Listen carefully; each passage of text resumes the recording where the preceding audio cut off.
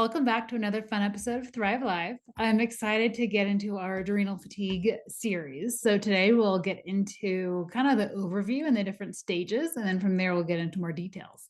So I'm really excited to talk about this because fatigue is actually the number one concern with patients walking in and coming in to see us. And it really affects our day to day, right? How we're waking up in the morning. If we can get through the day without coffee and caffeine, does our brain feel like we're walking through mud? Are we feeling the heaviness and the achiness in the body? Do we feel crashy and dizzy? And so seeing these signs as a flag to go in and address our adrenals and to support our endocrine system is a really important key so that we don't progress and prolong the dysfunction in the adrenal system. So what are our four different stages? So the first one is overstimulation. We see this, and this is the progression that we're going to see with the dysfunction. So stage one is the beginning. So in this overstimulation phase, we'll see a lot of insomnia, high blood pressure, high blood sugar, so high glucose, palpitations, high heart rate, easily agitated. Gut can be agitated too, so like an IBS. Basically, the adrenals are overactive, right? You're in that fight and flight response. And so we call the HPA axis, hypothalamus pituitary adrenal axis, is generally overstimulated. This is kind of that initial phase. Then as it gets prolonged, we'll move into stage two. Stage two is where we call this like the overexertion phase. So in this phase, we'll see insomnia, that restless sleep, fatigue, anxiety, and the anxiety in the gut, the IBS. So we're starting to enter into a phase of dysfunctional cortisol.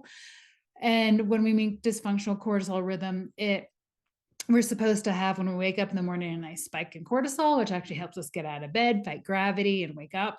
And then it starts to dip throughout the day and then be the lowest at nighttime. But in this overexertion, we'll start to see changes in this cortisol pattern where maybe we're staying high throughout the day, or we're starting to have an increase at nighttime when it's supposed to be going down. And so in this dysfunctional cortisol rhythm, people can hang out here quite for a while, and this can feel like it just becomes a new norm, right? You have trouble going to sleep, your brain wakes up, you're exhausted in the morning because your cortisol circadian pathway is starting to get dysregulated and not firing at the appropriate times. Then eventually you may move into stage three. Stage three is more the exhaustion phase. So this is a deeper fatigue, fibromyalgia, so body pain. We get that weaker immune system. We can start to see cognitive decline, low blood pressure, so dizziness, especially when you stand up too quickly. So basically we start to see this lower or reduced adrenal activity, so a lower HPA axis activity. And with this, we just see a lower tolerance to stress, right? There's less in the bucket. Now, eventually, you might even move into stage four. This is our final stage. This is really where true chronic fatigue syndrome exists. This is where we just see persistent deep exhaustion, muscle achiness, joint achiness, muscle weakness. You may wake up and you feel like your whole body is just throbbing.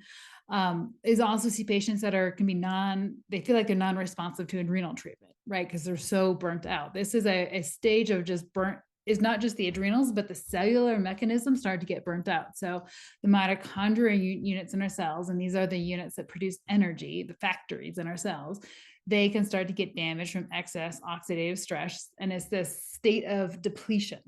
So we kind of start, stage one is we start in a stage of hyperstimulation, and then we go to a stage of overexertion, then we start to get into exhaustion, and then we get into this deep cellular depletion. So it's important to address this, not to just let it keep going on, because it affects our thyroid. It affects our sex hormones. So meaning our PMS, libido, hot flashes, menopause, the works of how our sex hormones are interacting. The adrenals are the backbone to the whole endocrine pathway. It affects our weight. So as we just talked about in our weight series, especially if you're gaining weight around that middle abdominal area, that is where the adrenals and the cortisol response loves to put it. The adrenal dysfunction is also going to affect our brain and neurological system. So I'll have trouble focusing, depression, anxiety, memory, short-term memory issues, ADHD. We'll see it affect the gut, right? The wired adrenals, wired gut. So we'll get in a little bit into that IBS world. We'll see a lot of inflammation just systemically, so the muscles, the joints. And in the heart, we'll see, high blood pressure, palpitations, chest pressure. So it's not this fight and flight, dysregulated adrenal response, which unfortunately is more common, just I think because of our culture, will have big implications into other systems in the body. So, how do we assess this? How do we know where you are?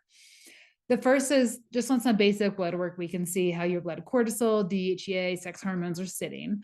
I like the Dutch precision analytical test a lot because it really gets into the metabolites, and we can see that diurnal pathway, the daily pathway of your cortisol. But without those fancy lab tests, you can do some simple tests at the house. So if you shine a bright light into your eye, it's easier. You need to have someone else watch this, but the people should be able to constrict and hold it for about 3 to 5 seconds. Now, if it relaxes or it starts pulsing, we know that the adrenal system is dysfunctional, and because the adrenals can't hold that pupillary constriction.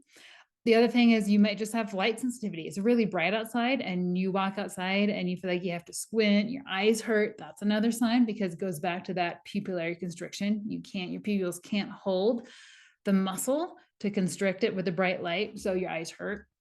Or you could also have low blood pressure or dizziness when you stand up too quickly. And I've only seen this a couple times, but I've had a couple of patients experience throbbing over the adrenals. So kind of in that lower back area, they've noticed that on days that their adrenals have been really depleted and low. So today was just a quick snapshot about the different phases of adrenal dysfunction. Over the next few weeks, we'll get into how to address each phase with our targeted therapeutics so you can actually see results.